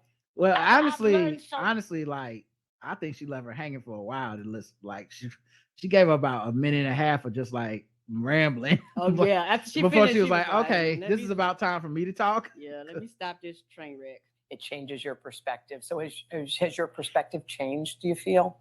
I've learned so much, and I think you know, being a woman is a vibe, and it's something I'm very proud of, and it's very precious to me, and I think that if you in your heart feel that that's what you are, then that's what you are, regardless of what anybody says or thinks. You know what I'm saying? Well, I would say that's something she learned, Karen. I mean, her original comments were just because you get surgery don't make you a woman. And so her new comments being that, you know, if that's what you think you are, then that's what you are. And nobody can tell you different, I think. Including myself, is she going to say that? I think it's implied that it's including herself. Why would she need to say that? Like, she's like, I mean, she the one talking. Obviously, it can't be somebody else. That's what you are, regardless of what anybody says or thinks. You know what I'm saying? Okay. So, but yeah, I've learned a lot, absolutely, All right. and I'm glad I did. 'Cause now I know. Well, thank you for clearing that up, because I think people got Yeah. confused, and people sometimes you realize that through education you feel differently about things. This is all coming as you have new music out. It's called. All right, so then it's back to just promoting the album, but yeah, I don't know. It's all right apology. I mean, it sounds like she's still figuring it out because she it's don't. a word salad, but yes. Yeah, she sounded not very confident in what she was saying because I think she just got dragged. She didn't know what to say, and her original, you could tell she got dragged because her original tweets about it were first defended, like doubling down. Yeah, she originally said, put it out like the word. First of all, anybody that puts out pictures of words, it's not good. Not good, especially on Twitter where you can just type what you got to say. But her first thing was, all of you coming on my page threatening me and calling me names just because I said something you don't agree with.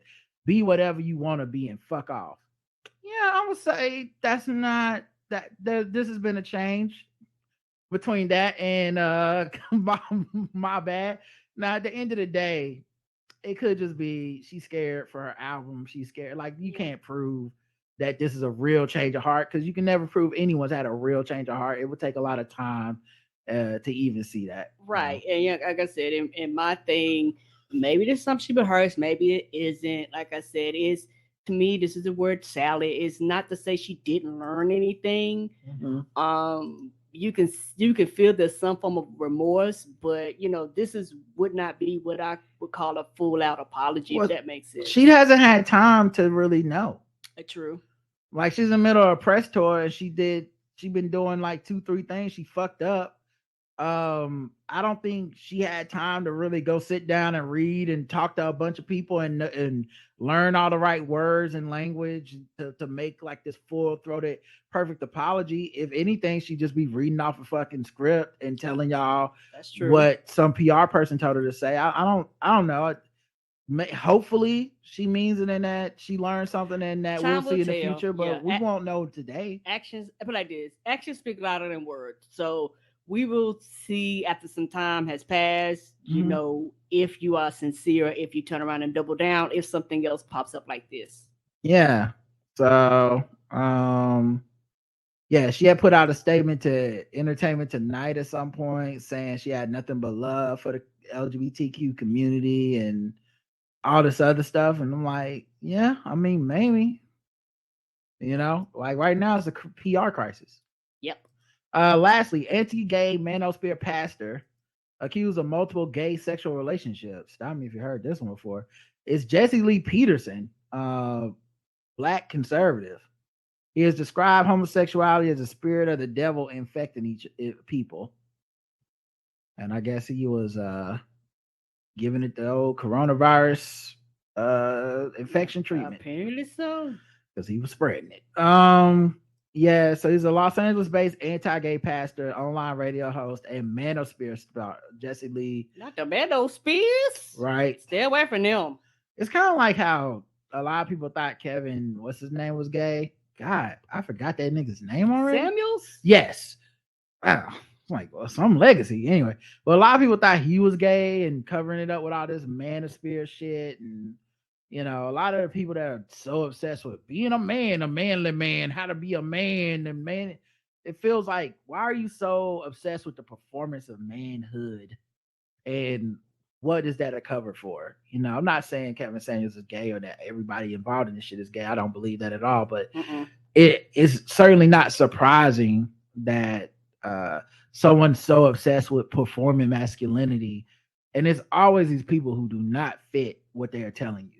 It is always these people behind a desk with a microphone telling you about, tanning your balls and being a lumberjack. And it's like, nigga, you don't do none of that. What are you talking about? Several of his former friends and associates have come forward, including one who claims they've been in a decade-long sexual relationship with Peterson. The accusations have caused leading figures in online manosphere of loose network of men's rights activists, incel groups, and similar organizations to distance themselves from Peterson, banning him from events and speaking engagements. Oh, so they taking this serious. they was like, you ain't getting no more angry dollars. The radical right, these women bashing dollars will no longer go to you. Yeah, get your black ass. We will barely letting your black ass in here. And now you got the nerve to be a secret gay? Radical right-wing Catholic site Church Militant first broke the story in June with a 30-minute video featuring interviews with men accusing Peterson of making sexual advances toward them. 30 minutes. 30 minutes of men being like, he came on to me. That's a lot of men. Hey, these are the ones y'all found. So I'm trying to funny. Imagine ones you don't know about. These motherfuckers did a highlight reel of just people being like, he was trying to throw me the dick. Another Patrick Rooney says he was sexually involved with Peterson, who is unmarried for 10 years. 10 years. That's a relationship. Yeah, a whole ass relationship, ain't it? 10? Yeah. And I guess Patrick says he was married to a woman the whole time, but he was still having sex with. I don't understand. I just don't know how long you think that grift can go and why you will make that your personality. Because if you're fucking dudes, at some point, somebody gonna say something. Especially if you make your platform, it's wrong to fuck dudes. That's your whole platform. I mean, like I said, I know it's not 100% comparison, but this would be like any person seeing me in an Arby's. Like, they would be dead ass right to take that picture and put it on social media. Like, this motherfucker was eating Arby's, y'all. He lied to y'all. Like, is this your king? Like, if they did a 30-minute reel at the next podcast conference, like, this is just, I was in there, he was eating a motherfucking big beef cheddar or whatever they served there, and I was, he had curly fries, he was dipping them in a shamrock shake. He lied to y'all. Yeah, like, they would be dead right to do that shit. And, like, I wouldn't blame them. Yeah. So, like, that, but that's the point. I can never be at an Arby's. You see what I'm saying? I can never get a craving. I can't be driving through the middle of Bumblefuck, Texas, and the only thing to eat is an Arby's. I had to starve because I know I get what it is. Those they are the put steaks. out the video clips and everything. I made those the steaks. So, like, how can I? I just that's what it feels like when you like. I'm gay, but I make a living telling people not to be gay. That's how it feels to me. Or it's just like, what? Why would you do that to yourself? Anyway, let's get to some other news. All right. Former R. Kelly assistant, this is no longer LGBTQ news. Former R. Kelly assistant asked the judge to show sympathy for perpetrators. Newly unveiled letters show that the close associates of R. Kelly pleaded with the judge to have mercy on him instead of his. Well, that's par for the course, by the way. Like, this isn't some egregious act where they never do this. Every sentencing will have people that testify on your behalf of like, this is a good character. Here's a good deed he did. One of those longtime assistants was Diana Copeland, who argued that the singer deserved sympathy. In a heartfelt yet disturbing letter obtained by Radar Online, Copeland spoke highly of the I Believe I Can Fly star. She explained that during the 15 years as his executive assistant, she never saw the monster he was portrayed as. Instead, she said she witnessed a gentle, down-to-earth man who loved his family and shied away from parties unless it was work-related. Okay. One, either he just had your ass fooled, or B, you lying. And you just should be in jail too. I came to care very deeply for the entire family. This is why it's still hard for me to wrap my head around the possibility that he received a life sentence in prison. She did not deny that his deviant practices happen.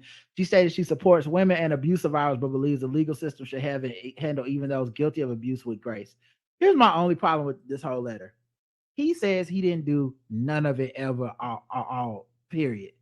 As far as he's concerned, he's not guilty. Right. What leniency? What mercy? You haven't even admitted that you did it. We got all this evidence and you can't even be like, oh yeah, I see how y'all can see that. No, go to jail forever. You're unrepentant. You're going to do it again when you get out. You a fucking monster, dog. Like, you can't be out here with us. Period. And I say that as a prison abolitionist. This nigga need jail. What the fuck? Speaking of prescriptions, pharmacies can't discriminate on reproductive health scripts. The Biden administration is warning pharmacies not to discriminate against women who may seek reproductive health prescriptions, including some that might be involved in ending the pregnancy.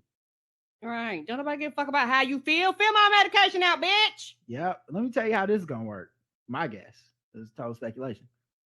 Some pharmacists are going to say no. Yep. And they're going to do it possibly as a coordinated effort to go to court to get it to escalate it up to the Supreme Court and get the Supreme Court to rule that contraception, reproductive health medicine is not a right that women, people with the capacity for pregnancy, should have. And this will be how we get to the, outlawing people trying to outlaw shit like birth control and shit, making it like, listen, it's up to the states. It's and now not just the states, up to the individual pharmacists. And it shouldn't be a disqualification for employment for someone to say, I will not be giving birth control to women. I will not be giving Plan B pills to women because it's against my belief system. If you fire them, you're discriminating against their right to religion. That is my guess. I know that's dystopian. I know this sounds fucked up. I think it's very plausible. I agree because with the Supreme Court we have now, trust, that is the strategy for somebody to be belligerent so you can push it up because you know how they're going to vote on it. It's some bullshit. Do your goddamn job. And of course, he did sign a executive order. So for all the people that are like, he won't use his power, he could just write an executive order. He did, but he also acknowledged that the administration is limited in what it can do. He said earlier this month, the act of Congress will be required to restore nationwide access to abortion services. Right. And it's like that thing I said, man. And the secretary, the press secretary said it too, which is, even if we wanted to do the like radical plan of you can get abortion on federal lands, we'll just set up clinics in every state. What do we do when you have to go home? Because you don't live on federal land, you don't shop on federal land. When your recovery time is to happen, you're going to have to go back to your state. And many of these states have made it illegal for you to travel to get an abortion. So you will be going to prison. We can give you legal representation, which is another thing they promised to do. But like, that ain't a guarantee you're not going to fucking jail. Like, we need a new law and we need people to get off their ass and fucking vote. Sorry. I wish it was an easy solution. Right. People complain, they don't want to do shit. You're like, hey, y'all got to do something too. You can't complain just for the sake of complaining and be like, y'all got it. Right. I wish it was that easy. We just we want it bad enough and it's back, but it don't seem like the other side is going to let that happen. But what's in this EO, by the way, it formalized instructions to the Department of Justice and Health and Human Services to push back on efforts to limit the ability of women's access to federally approved abortion medication or to travel across state lines to access clinical abortion services. He was joined by Kamala Harris, Vice President, HHS Secretary Xavier Becerra, Deputy Attorney General Lisa Monaco in the Roosevelt Room as he signed the order. His executive order also directs agencies to work to educate medical providers and insurers about how and when they are required to share privileged patient information with authorities, and an effort to protect women who seek to obtain abortion services. Basically say don't cooperate with these motherfuckers if you don't have to. He's also asked the Federal Trade Commission to take steps to protect the privacy of those seeking information about reproductive care online and establish a task force to coordinate federal efforts to safeguard access to abortion.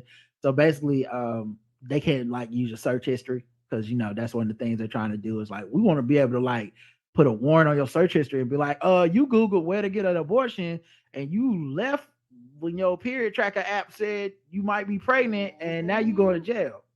He's also directing his staff to line up volunteer lawyers to provide women and providers with pro bono legal assistance to help them navigate new state restrictions.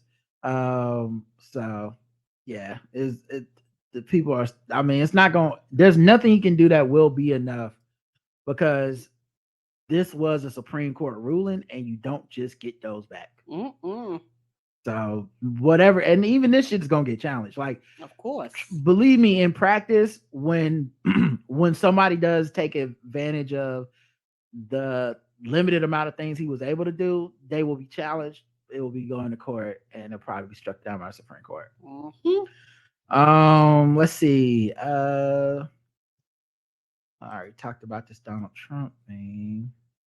Oh, he also Donald Trump was shitting on Elon Musk and said that Elon Musk would have dropped to his knees and begged him for government subsidies when Donald Trump was in the White House.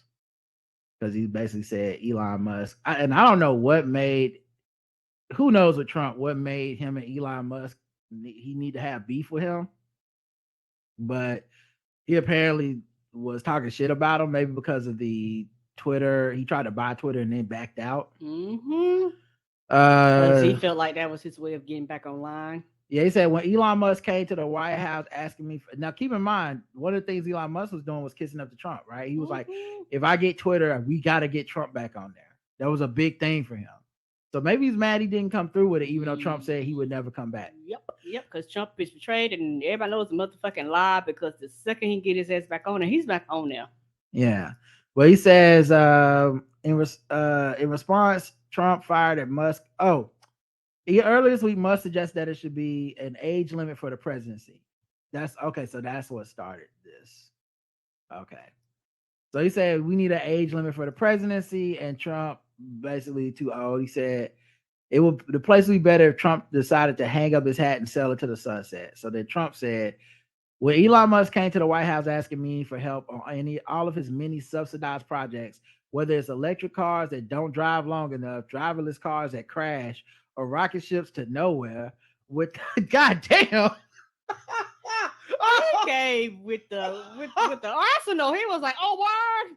I hate to give this nigga any credit,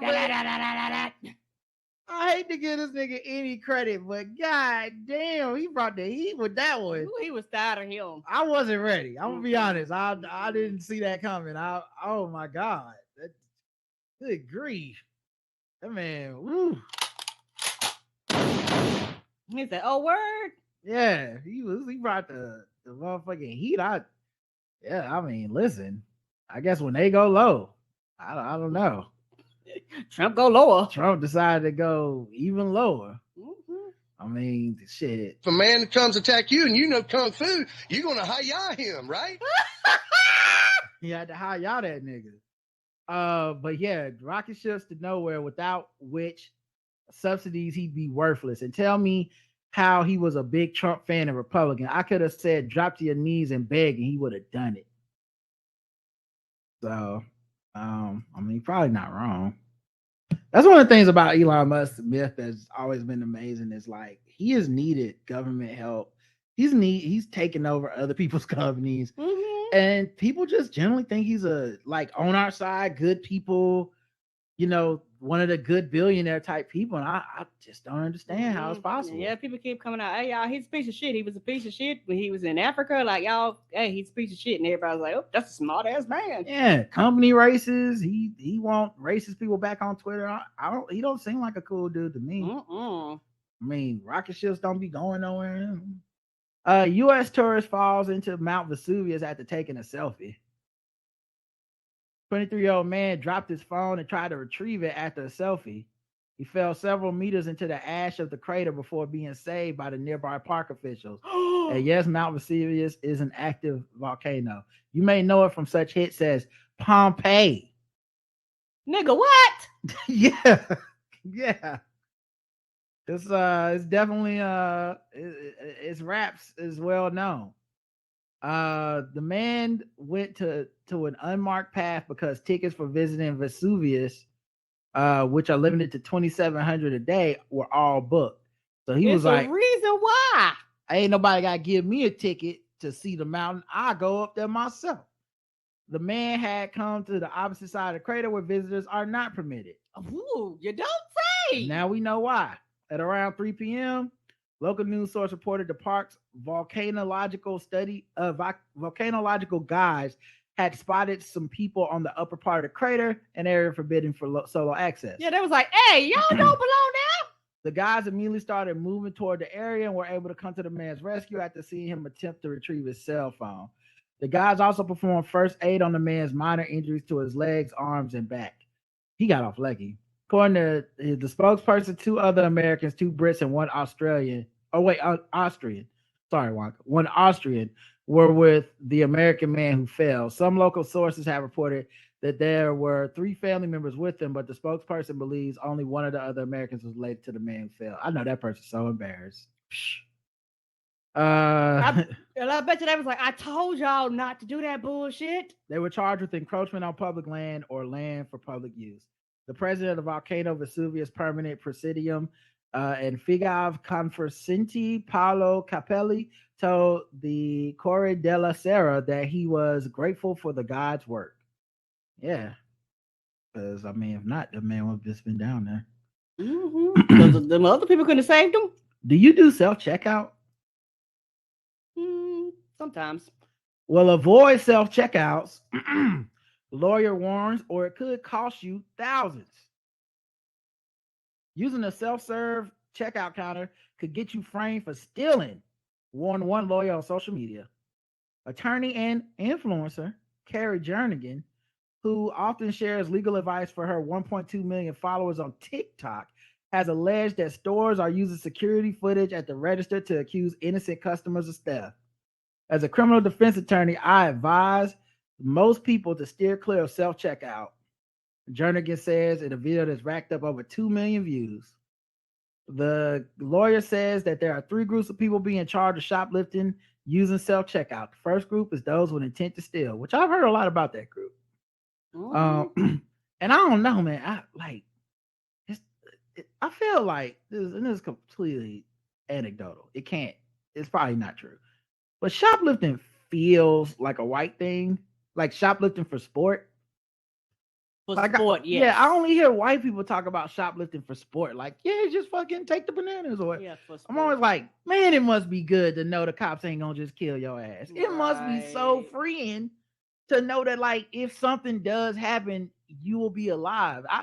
I'm like, I steal a banana, I expect to be shot going to the car. Like, yeah, and it's also one of those things, I can't speak for everybody, but a lot of black and brown people are so conscious that they could be done bought something a while ago. I zip up all my pockets. I stuff all my gum. I don't pull out anything that I previously purchased because I ain't got the motherfucking receipt for it. And I'm like, nope, I don't want you accusing me of steal some shit, some Tic Tacs that I've been eating on for 3 months ago, because it looked like the Tic Tacs on your shelf. It's still it's that great sketch that SNL had about the Amazon store where you just pick up shit and leave, and black people being like, nah.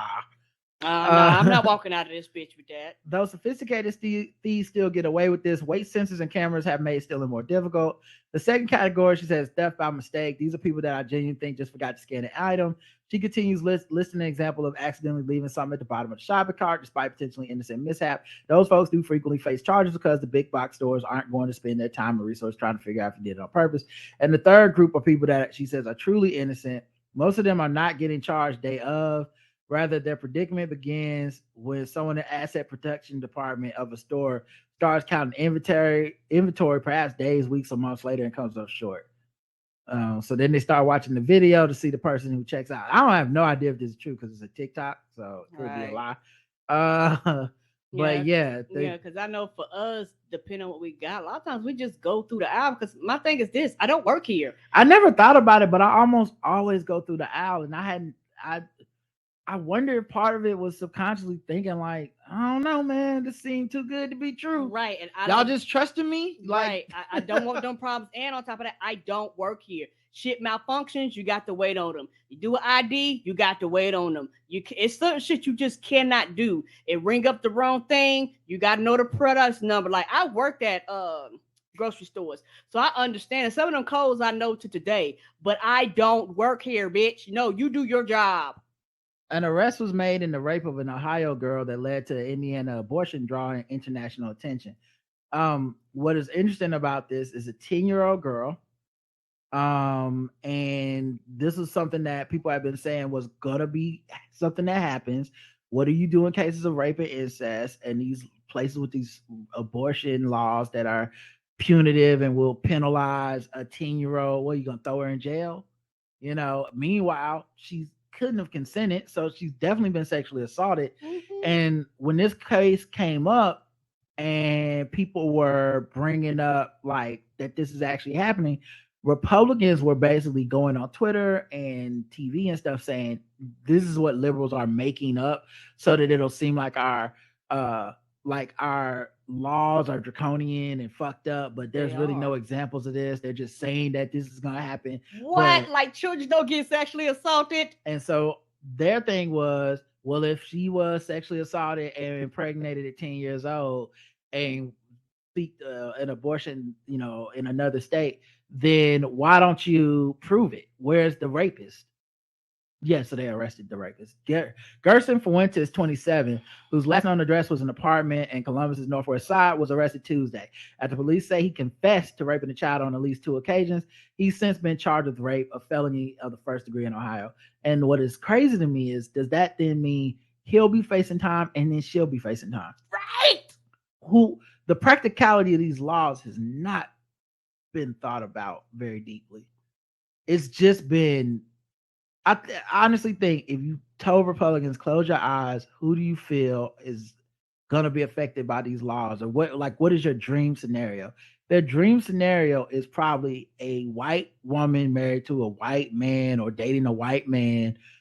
And either, or actually, you know what? Their dream scenario is probably some white woman being afraid to have sex out of wedlock. But their dream scenario is probably a woman who's just scared and was on the fence, but the law got her off the fence, and now I'm going to raise this child and be a good mom because you know what? Even though I was ready to get an abortion, y'all made me. I'm so thankful that I didn't, and now I'm going to raise this child. That's their dream case scenario. They don't care about the rest of this shit. This is just even Republicans argue over this part of the law, like the stuff where it's like rape and incest and children and stuff. Even within the Republican spirit, there's a debate about this. So they're not sold on this, but they have passed so many laws in the last 50 years, especially after 2010 when they took over a lot of state legislatures.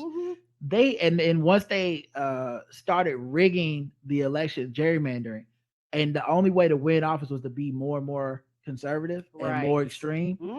They passed in that gap, that 10 years between, or 12 years between 2010 and 2012. They have passed so many punitive ass laws where they were just grandstanding. They never expected these laws to truly take effect. In some of these states. They were like, yeah, well, but can we all agree this or whatever? We got the power, so I'm gonna tell my constituents we gonna pass a law that da-da-da. And now they're coming to effect, and these are losing issues for them.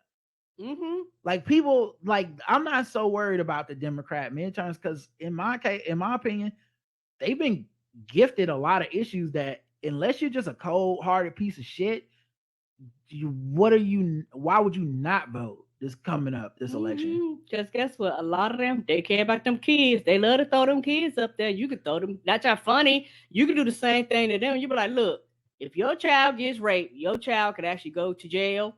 And be charged. Your child could be forced to have a baby.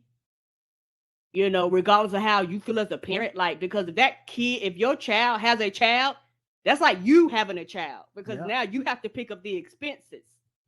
And then also, they got video.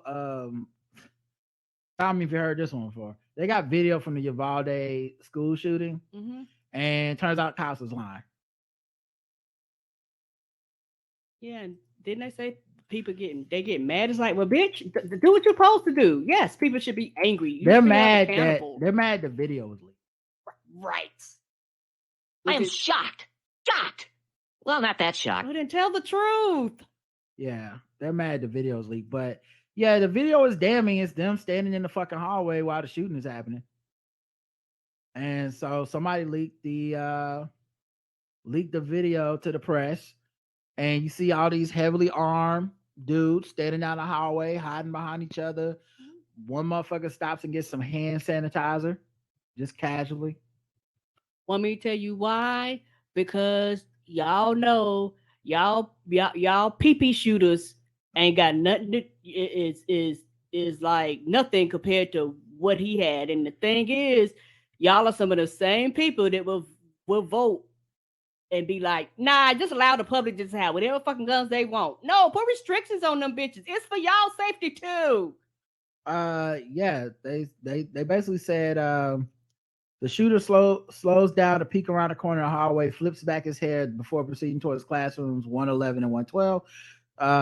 Seconds later, a boy with neatly combed hair and glasses exits the bathroom to head to the back of his class.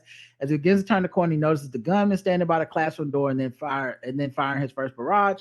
The boy turns and runs back into the bathroom.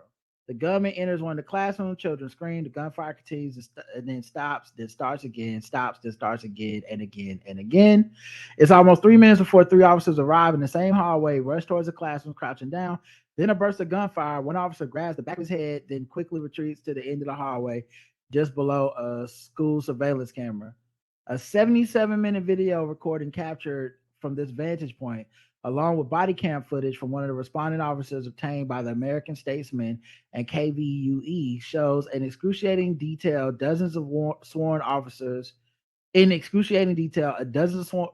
officers, local, state, and federal, heavily armed, clad in body armor with helmets, some with protective shields, walking back and forth in the hallway, some leaving the camera frame, then reappearing, others training their weapons toward the classroom, talking, making cell phone calls, sending texts, and looking at floor plans, but not entering or attempting to enter the classrooms. The statement is published in the edited version of the video to show how the law enforcement response unfolded.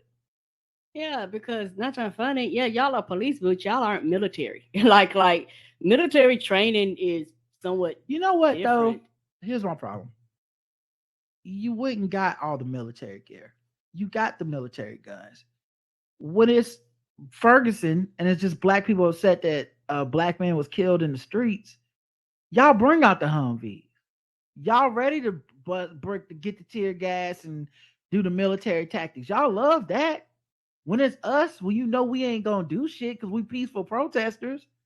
You know, when the worst thing that can happen is a CVS gets burned down. Oh, y'all motherfuckers can't wait to play Call of Duty on some black people. When it was niggas running up in the Capitol, the energy was different. And when you really do fear for your lives, this is what fear for your lives look like. Fear for your life doesn't look like killing Tamir Rice within seconds of pulling up in a fucking park. Fear for your lives looks like you ducking down the hallway and getting hand sanitizer and hemming and hawing between shots that's happening in the classroom when kids are being killed because you're afraid of the superior firepower or just the fact that there's firepower that can kill you in a room. That's what the fuck fear for your lives looks like. And that's understandable, but it's like it's one of those things where when it comes to certain things, the fear is like, well, these people aren't going to fight back. I fear for my life. Well, then this person has a gun. I fear for my life. It's like, well, then you can't be scared all of the time. Protect and serve who? You know? Protect and serve who exactly? But yeah, they mad that we saw the video. That's the real problem. Mm-hmm. Yeah, for some people, that's not going to change their minds because they don't give a fuck about them kids. Right. All right. We started late and it's getting late, so I'm gonna go ahead and wrap this up. Okay. Let's talk about sword ratchetness, and then we'll see y'all Saturday for the feedback episode. Boom.